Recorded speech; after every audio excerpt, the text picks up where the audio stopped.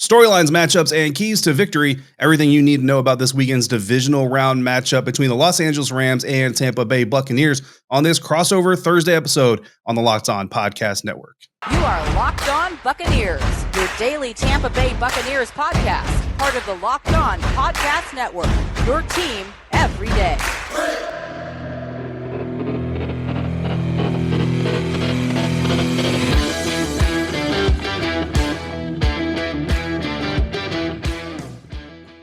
What's up, Bucs Nation? What's up, Ramily? I'm David Harrison, co-host of the Locked On Bucs podcast on Twitter at dharrison82. I'm spending this Thursday with Travis Rodgers, the brand new host of the Locked On Rams podcast. Find me on Twitter again at dharrison82. Find Travis at Travis Rodgers. The shows are at Locked On Bucs and at Locked On Rams. That was very awkward for me to say, Travis, but you know what? I have to give myself a little bit of credit. I routinely forget to ask what the other fan base calls themselves before a crossover. This is the first time I've actually done it. So I have to believe it's your arrival to the network that has made me actually get better at my job. This episode of your favorite Locked On podcast is brought to you by BetOnline.ag, the place to be for all the latest gambling news and tips throughout the NFL playoffs. Visit onlinegambling.com/NFL to get the edge over the competition throughout this year's NFL playoffs. Travis, again, welcome. Thank you for joining me on this crossover Thursday. First of all, I mean, let's give the listeners, some of your listeners have already started to get familiar with you, but let's give Bucs listeners a little bit. They're used to Sosa Cremenges, and we love Sosa, but it's a new day. Let's give them your background because it's very impressive, and we're very excited to have you on the network. Yeah, I'm thrilled to be here. This is actually my second stint with Locked On. I did this at the very, very beginning, so this is exciting to be back. It looks a lot different than when I last left. You guys have done an amazing job, and I am thrilled to be back. No, I'm a radio guy by trade. I've been in the radio business for, I don't like to say this too loud because it makes me feel old, for 27 years. So I've been doing this for a long time.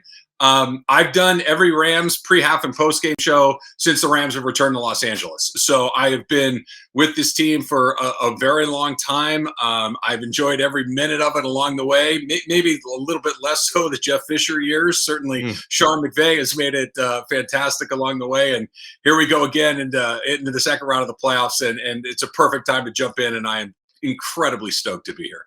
Absolutely. So not only are you, I guess, new, right? Sort of new to the Locked On Rams podcast. You're also the godfather of the Locked On Rams podcast. Right. That's what we call Greg Auman, the godfather of the Locked On Bucs podcast, the reporter now for The Athletic. He was the original host of this show back in those days. We call them pre-revenue days now. That's what we call them. That's what I remember the most. Absolutely. Here at the network. But some good things coming for both these teams, obviously, in the Final Four of the NFC. And that's exactly where the Rams wanted to be at this point in time, selling literally their entire future to be here right now. So far, it's working out. But Travis, what is the main storyline for these Los Angeles Rams heading into Raymond James Stadium this weekend? Well, I think the number one thing for the Rams is to do what they did when they played each other in week 3, to do what they've done whenever anybody has had any sort of success against Tom Brady. And there's not a ton of it. I mean, we all know Tom Brady's resume. It speaks for itself. But when there has been success playing against him, it's pressure up front. It's making him move. It's making him feel uncomfortable in the pocket. I think that's at the number one thing for me. Thankfully, Aaron Donald is wearing a Rams uniform. Leonard Floyd is wearing a Rams uniform. Von Miller, it looks far more comfortable than he did when he first got here. It looks like he's finally grasping what it is that Raheem Morris has put in and looks very comfortable. So as far as the number one thing that the Rams need to do, in my opinion, it's get pressure on Brady, and they got the right guys to do it.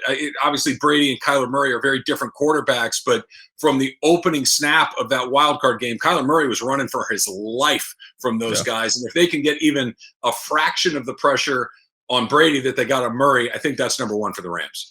Yeah, absolutely. I agree with you. And I think, a lot of Bucs people, a lot of media people, fans, of course, they wanted the Arizona Cardinals. And I kind of said on Twitter, it's like, well, of course you want the Arizona Cardinals. They're the worst team out of the NFC in this playoffs. Everybody wants the Arizona Cardinals, but that's why they're going home, is because of that fact. And then you look at this Rams pass rush and then the timing of it.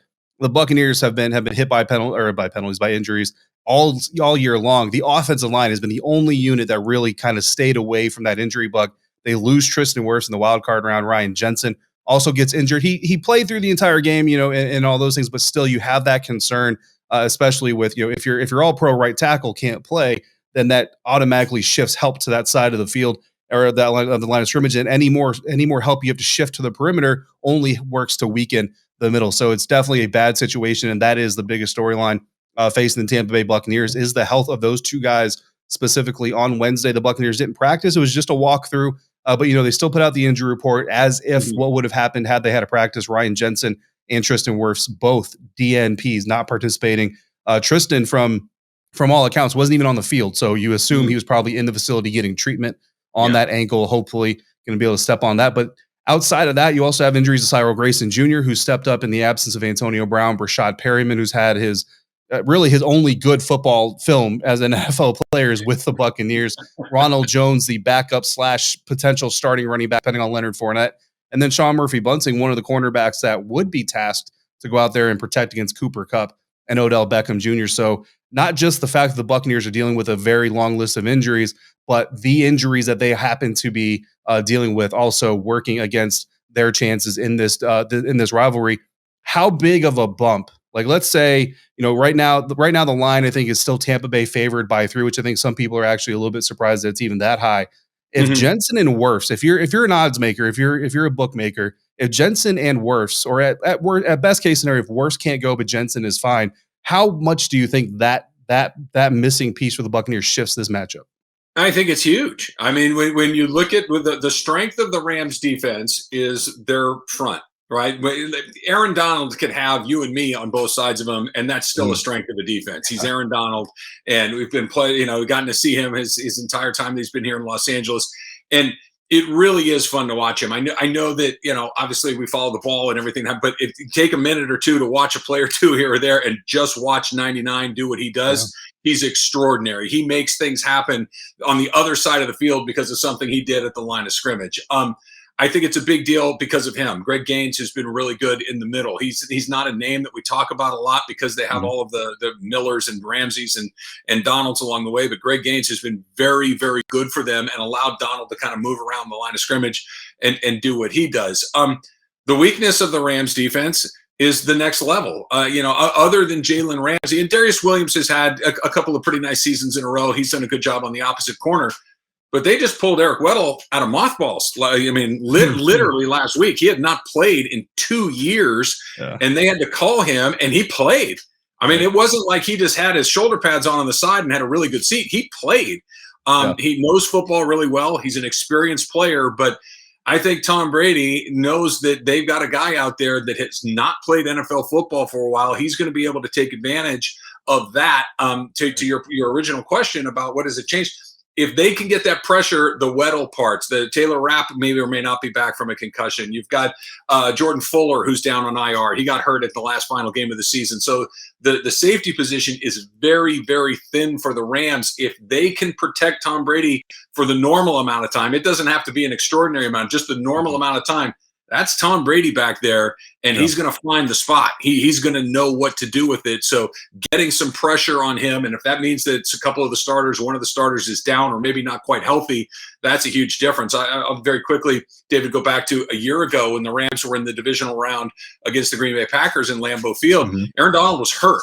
It's just a totally different deal. Without him able to get pressure the way that he does, everything else becomes so much more difficult. And if you can, I don't think anybody's going to win against Aaron Donald on a consistent basis, but if you can get to a draw or close to it with him, and especially if Tom Brady's the guy back behind that offensive line, I think it's a huge difference. If they're somewhere between average to less than that, I think that changes the line. I think that changes the scope of the game. I think it changes everything that goes along with it. If they're average or better, it's Tom Brady. And I keep coming back to that because as a Rams fan, as a football fan, everybody that isn't a Patriot fan or a Tampa Bay fan, it's like you see that guy walk into the building, it's like, oh boy, okay, buckle up. And you can beat him, but you got to play really, really well to do it. He's not going to give you anything. And I think Kyler Murray gave the Rams a couple of things. You're not going to get that from Tom Brady. Yeah, absolutely. At least, especially not on a normal day. It's very abnormal for Tom Brady to give anything. And I think Buccaneers fans, with Vita Vea, not quite Aaron Donald level, obviously, just yet in his career. But again, you take Vita Vea out of the middle of that defensive line, and it's a whole other ball game. So Bucs fans can definitely relate to that. And whoever's on the field, everybody's gonna be looking for an edge against the opponent, trying to get to the next round of the playoffs, of course. And then in the betting realms, we're all looking for an edge these days. And we want to thank OnlineGambling.com for sponsoring today's podcast. If you don't already know, OnlineGambling.com is a website dedicated to giving bettors the edge throughout the playoffs. They're providing you with the best NFL tips, news, and more to help you make your bets as informed as ever. Last week, they asked us to make our Super Bowl predictions. I took Bills versus Bucs. That was my preseason prediction. I'm sticking with it until it's dead. This week's the experts at OnlineGambling.com sent in the challenge of picking our divisional round upsets and underdog that, in our opinion, could pull off a huge victory. Travis, I'm going Niners over Packers. I think that's a dangerous matchup. I don't know that I'll predict in my official predictions the Niners will beat the Packers, but if I see an upset happening, especially on the NFC side of things, I think Niners over Packers is possible. What's your favorite upset matchup for this weekend? I want that one to pop. I'm with you on that, David, for a couple of different reasons. That, obviously we're both hoping that our team is playing in the next round as well. But right. I would much rather go back to SoFi Stadium and play the 49ers than go up to Lambeau Field and take on Aaron Rodgers and the Green Bay Packers. So I'm with you on that. As far as underdogs and hitting, the Rams are a pretty good underdog pick. We talked about that number right there. They're a good team. I've been saying this has been the rub for the Rams all season. They're good enough to beat anybody, and they're also that team that every time you walk out there, you're not quite exactly sure what it is that you're going to get from the quarterback. So, buyer beware for sure. Yeah, Matt's been a little bit less consistent this season than I think a lot of people were expecting. If you out there are thinking about backing an underdog in the divisional round, make sure you head to OnlineGambling.com before you do. OnlineGambling.com gives bettors the edge by providing the best and most trusted information to help you make the best decision possible before placing your bet, including their OG tips section, where you see their underdog picks as well as the inside track on how to beat the odds throughout the playoffs. Make sure you visit OnlineGambling.com/NFL for all the latest gambling news, tips, and info to beat the odds and give you the edge throughout the playoffs. Remember, OnlineGambling.com/NFL to make the most of this year's NFL playoffs. Thanks for making the Locked On Bucs and Locked On Rams your first listen or view every single day. If you're joining us on YouTube, obviously welcome, and congratulations for having to sit through our ugly faces while you watch this. If you're joining us on the audio platform, whatever audio platform you are, we appreciate you as well. A big announcement: the Peacock and Williamson NFL Show podcast is going on the road to Los Angeles. Travis will be in your neck of the woods for Super Bowl week. Follow the Peacock and Williamson NFL Show today to get the most comprehensive coverage of the big game. It's free and available on all platforms. Travis, if the Buccaneers go to the Super Bowl, I too will be in your neck of the woods, which is bad news for your fan base. They may ask you to do something to my car, so I will not identify what vehicle that is to you. But I mean, you look at the Rams, I mean, if they pull off the upset win, if the 49ers pull off the upset win, all of a sudden the Rams look, I mean, it's a home and home, right? You win the NFC Championship, you're the second team in as many years to host and play in the Super Bowl in the NFL. That would be amazing. Yeah, I'm glad that the Bucs cracked the egg for the Rams last year, right? That it had never happened until it happened last year. And the Bucs had to be road warriors to get there until they got to the Super Bowl, and they were able to do it. It kind of comes back to what we were talking about a little bit, that the Rams were in that number 2 seed going into that final game of the season, right? And it had a 17-0 lead against San Francisco. And it really did feel like, hey, you might have to leave LA once. Maybe you have to go on the road to Green Bay and win this game. But, we'll see. Maybe something crazy will happen and you'll be the home seed. We know what happened from that point. The good news is the Rams have actually been a little bit better on the road than they've been at home. And not just this season, but with Sean McVay, they've been road warriors. They've been really good away from Los Angeles. And I don't know what his secret sauce is exactly, but when the Rams go on the road, it is not the kiss of death that it has been historically with some other teams. They've been very, very good. Even if they have to go into a tough place like Tampa or Green Bay, I really do like their chances. Yeah, and if you talk about comfort levels too, going on the road, I mean, Sean McVay has ties to the Tampa Bay Buccaneers organization from very early on in his coaching days there with John Gruden when he was coaching the Buccaneers, and then Matt Stafford is a Tampa native. So, I mean, a lot of home cooking going on for the Rams as well. But before they can possibly get to the NFC Championship game, they've got to beat the Buccaneers. What key matchups are you looking at from a Rams standpoint that they have to own in this matchup in order to move on? Well, you mentioned his name a second ago, David, Vita Vea. The Rams' Achilles heel is right up the middle. When the Rams, and this is why I don't like the matchup with the Niners. This goes all the way back to Danny Hogan in the Super Bowl with the New England Patriots. where Bill Belichick, surprise, surprise, realized that, hey, look, where Jared Goff really struggled, where the Rams really struggled, is when that pressure comes right up the middle, and all of a sudden you got to get that guy on the move. We saw it with Tennessee. They did it to the Rams this year. We saw San Francisco do it to them twice this year. They have trouble. Brian Allen, their center, really struggles when that push comes right over his nose. Vita Vea is about as good at that as just about anybody in the league. So I think that whether you give him help from one of the guards, whether you figure out where you do some boots, you do some rollouts, some things that you can do with Matthew Stafford by design as opposed to by necessity, I think is a big deal, because when the Rams control the middle of that field, when they control that point of contact right over the center,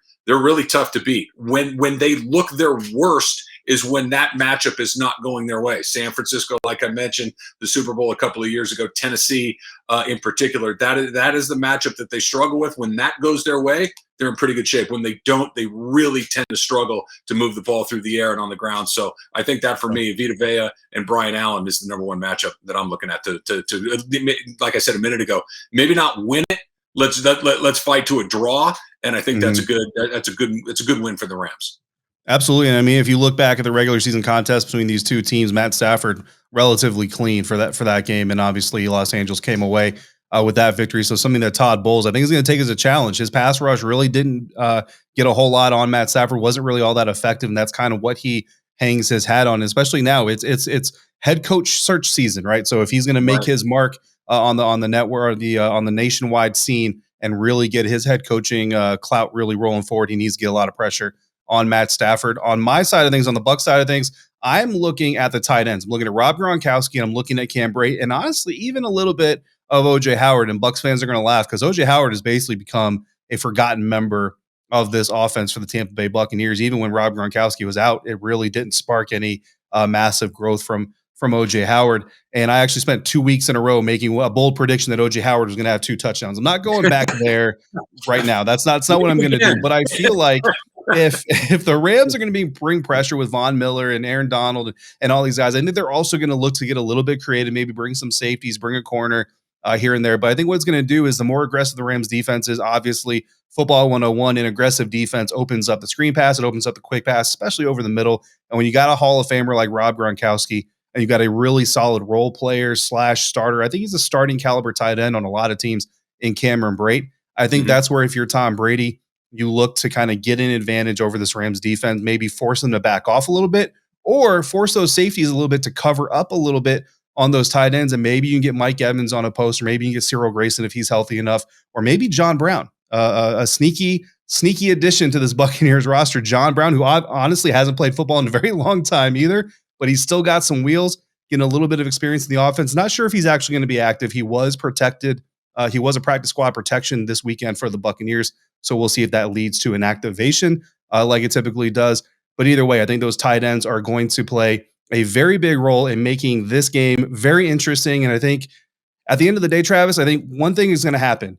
One side of the ball or the other, whether it's the Rams offense, Bucs offense, whatever it is, something weird is going to happen. And whatever happens with each team, how they rebound or balance things out from that weird circumstance is really going to be what makes this game or breaks this game for either side. Just like unusual circumstances, a lot of times in tax season will make or break your taxes. But for TurboTax Live experts, that's what makes things interesting. And I think for teams that want to go to the Super Bowl, you got to take those in stride and you got to turn them into advantages. Maybe our listeners inherited a condo. Maybe they're renting it out Airbnb style. Maybe they're getting paid in crypto, and they're just not sure how to do that with their taxes. For TurboTax Live experts, an interesting life can mean an even greater refund. Luckily, TurboTax Live can match you with the right expert who has experience in your unique situation and can answer all your tax questions right from your phone or your computer. I did my taxes with TurboTax Live on my cell phone. It was amazing. I was literally sitting in my recliner doing my taxes. It was so easy. It was ridiculous.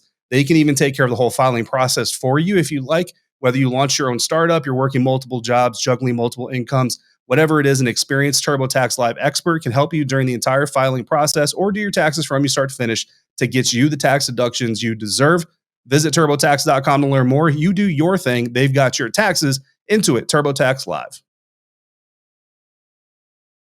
Final segment here on this crossover Thursday edition of your favorite Locked On podcast show. Travis Rodgers of the Locked On Rams podcast, at Travis Rodgers on Twitter. David Harrison of the Locked On Bucs podcast, at D Harrison 82. Travis, let's get into some of these odds. Let's get into the keys to victory. The Buccaneers, like we mentioned earlier, favored by 3 points. Again, I think if on Friday, when that final designation comes out, I think if Tristan Wirfs is out, I think that line probably moves to even. Like, honestly, I wouldn't be surprised if that line just completely moves to even. And the odds makers basically say, we have no idea what's about to happen. How do you feel? How do you feel about that 3-point edge to the Tampa Bay Buccaneers? Yeah, I think, that's the conventional wisdom, right? The home team gets 3 points and, everything else is kind of straight up. And I think that these two teams, we saw it early in the season, and the Rams won the game. But you mentioned his name a minute ago. Rob Gronkowski got hurt in that game. He took that big shot and he didn't come back really. So he was out. The Rams are a different team. Odell Beckham is here. He wasn't here the last time. Robert Woods is gone. There are a lot of things that have changed. The Rams thankfully do well what typically is Brady's kind of Achilles heel, which is pressure up the middle, which we talked about. So I like the number. I like the number for the Rams, but look, once you get into that divisional round, you know this, David, too.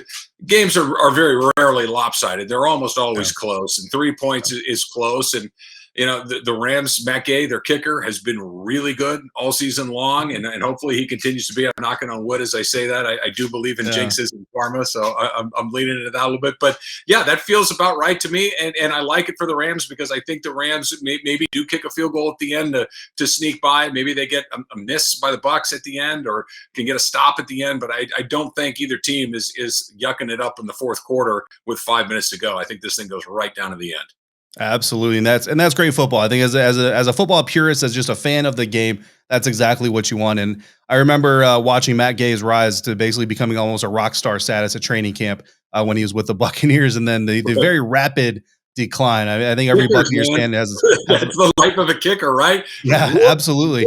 And I think every Bucs fan has a little bit of fear in their back of their mind that this is going to be the Matt Gay revenge game, a Matt Gay walk-off field goal. Oh. That would just be. He's been terrific for the Rams all season long. He really, really has, and hopefully he can do it for a few more.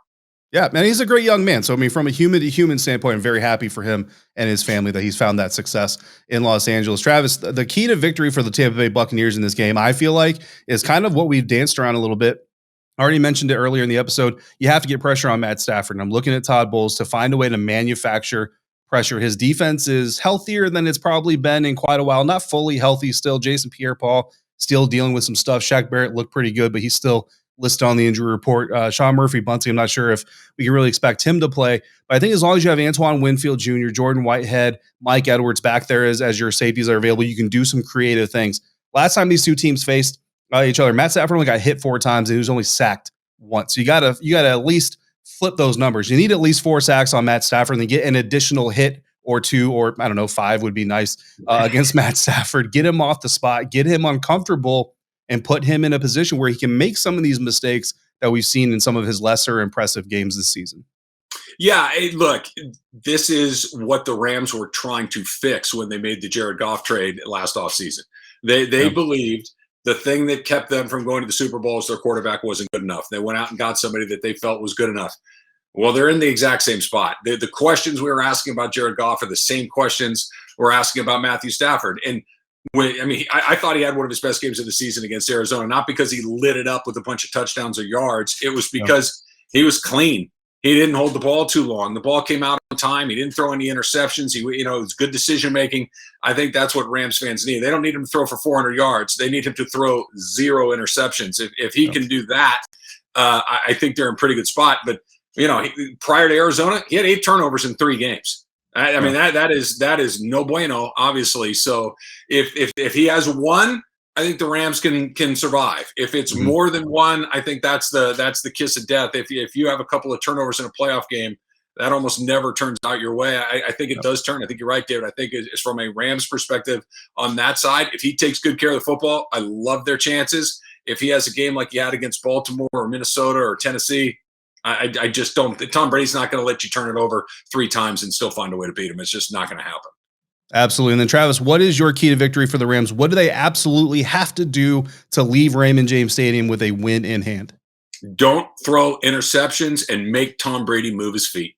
It really is that simple. That if they play clean, and I think there's another element too to this, that Sean McVay has a style, right? Sean McVay likes to throw the ball. Sean McVay likes to push the ball down the field. But we saw Cam Akers come back against Arizona. All of a sudden, they got a nice little 1-2 punch at running back with Sony Michel and Cam Akers. Run the ball. Don't make Matthew Stafford. Matthew Stafford threw 17 passes against Arizona.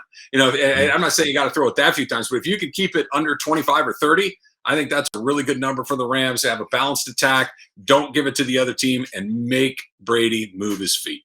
Yeah, and I mean, something the Buccaneers defense was able to do against the Eagles in the wild card round, get them off of their comfort, which was running the ball, force them to throw the ball for the Los Angeles Rams, trying to make them one-dimensional. I mean, anytime you can make an offense one-dimensional, it only serves to make your side more advantageous. Travis, I got one question I have to ask you, and Bucs fans would fire me off my own show if I didn't.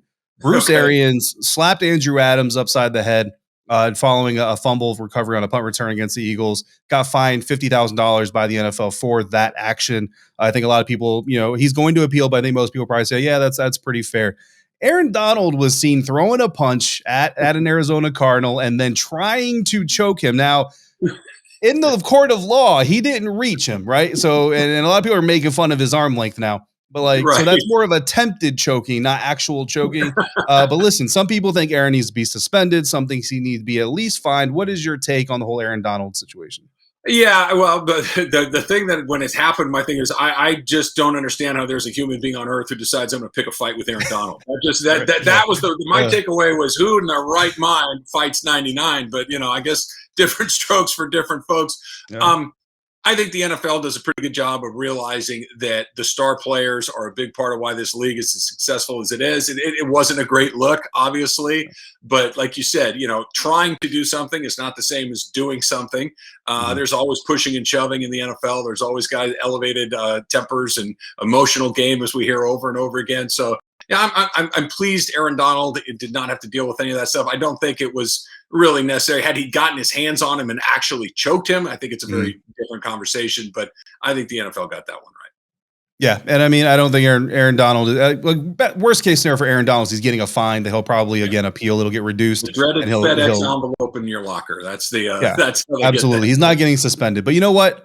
From this end of the network, I mean, we wouldn't be heartbroken if Aaron Donald wasn't playing on Sunday afternoon. And of course, all of you out there. Did Tom Brady did he jaywalk or something? Can we get him tossed out of the game? It's something. Just try to even it out.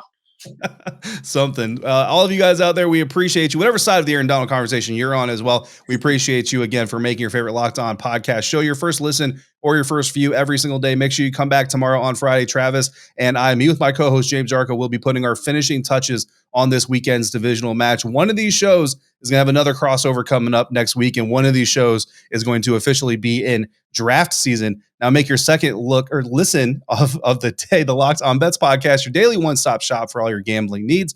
Locked On Bets, hosted by your boy Q, with expert analysis and insight from Lee Sterling. It's free and available on all platforms, just like the Locked On Bucs, just like the Locked On Rams podcast. Until we speak again, Bucs Nation and the Ramily. Good luck this weekend. If you're out and about, please be safe, be kind to one another. Thank you for joining us on Crossover Thursday here at the Locked On Podcast Network, your team every day.